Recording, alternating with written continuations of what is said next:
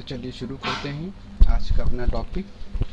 ठीक, electric field due to a point charge. ठीक, तो हमें एक इलेक्ट्रिक फील्ड निकालना है, वो भी एक पॉइंट चार्ज के थ्रू।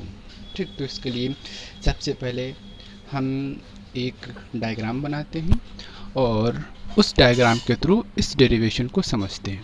ये डेरिवेशन जो है 12th लेवल में न्यूमेरिकल के पर्पस से काफ़ी इम्पोर्टेंट है, देखते हैं। ठीक, तो हमने यहाँ पर सबसे पहले एक चार्ज ले लिया है, ठीक, कंसीडर कर लिया है, और हम मान लेते हैं कि ये जो चार्ज है ये प्लस क्यू कूलम का चार्ज है, और इस चार्ज से कुछ दूरी पर, let us suppose small R distance पर, ठीक, एक पॉइंट P है, और इस पॉइंट P पर हमें इलेक्ट्रिक फील्ड की वैल्यू फाइंड करनी है।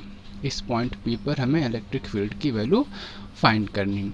तो इस पॉइंट P पर इलेक्ट्रिक फील्ड की वैल्यू फाइंड करने के लिए हम यहाँ पर सपोज करते हैं कि यहाँ पर एक टेस्ट चार्ज रखा है। यहाँ पर एक टेस्ट चार्ज रखा हुआ है। टेस्ट चार्ज क्या होता है? टेस्ट चार्ज, यहाँ पर इसकी कुछ प्रॉपर्टीज़ होती हैं। ये पॉजिटिव इन नेचर होता है, पॉजिटिव इन नेचर होता है, और ये बहुत ही स्मॉल होता है, बहुत ही स्मॉल होता है। तो यहाँ पर हमने टेस्ट चार्ज रखा है। अब ये अज्यूम किया गया है, एक्चुअल में यहाँ पर है नहीं। आपको जिस भी पॉइंट पर इलेक्ट्रिक फील्ड फाइंड करना होता है वहाँ पर आप एक टेस्ट चार्ज को अज्यूम कर लेते हैं। तो ये यहाँ पर एक प्लस चार्ज हमने अज्यूम किया हुआ है, और ये एक प्लस चार्ज रखा हुआ है।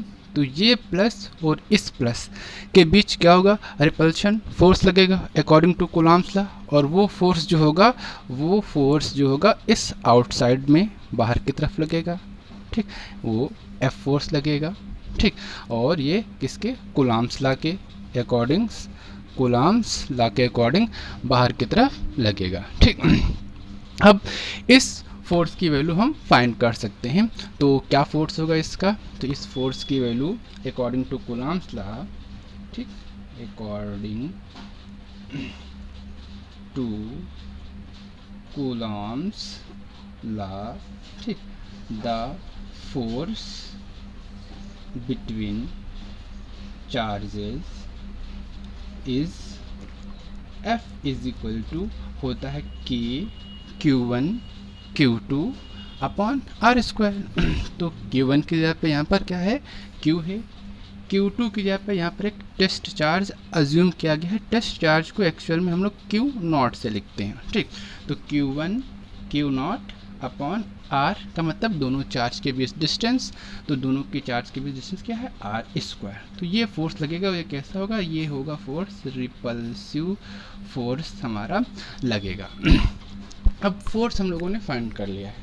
फोर्स अगर हमें पता होता है तो as we know that electric field find की जा सकती है, as we know that.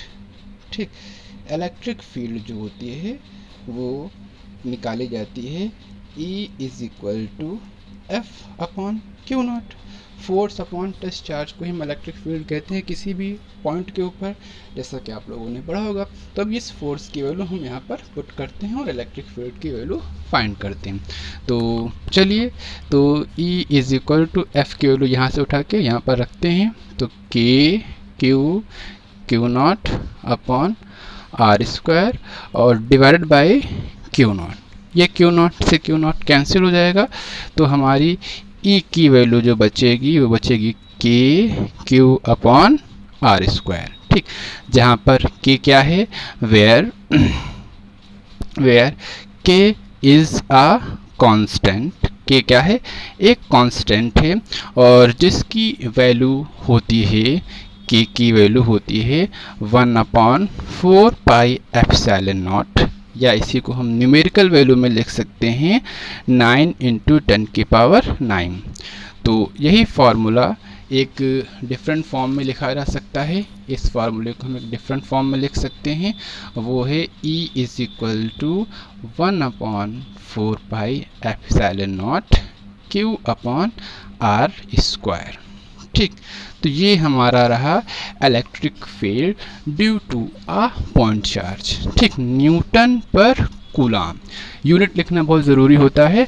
Unit हम यहाँ से निकाल सकते हैं। देखिए E बराबर F upon Q not. F force, force को हम लोग न्यूटन में लिखते हैं, और क्यू मतलब कूलाम, तो कूलाम को हम C से रिप्रेजेंट करते हैं। तो इलेक्ट्रिक फील्ड की जो हमारी एग्जैक्ट वैल्यू आती है वो 1/4πε0 Q अपॉन r² न्यूटन पर कूलाम होता है।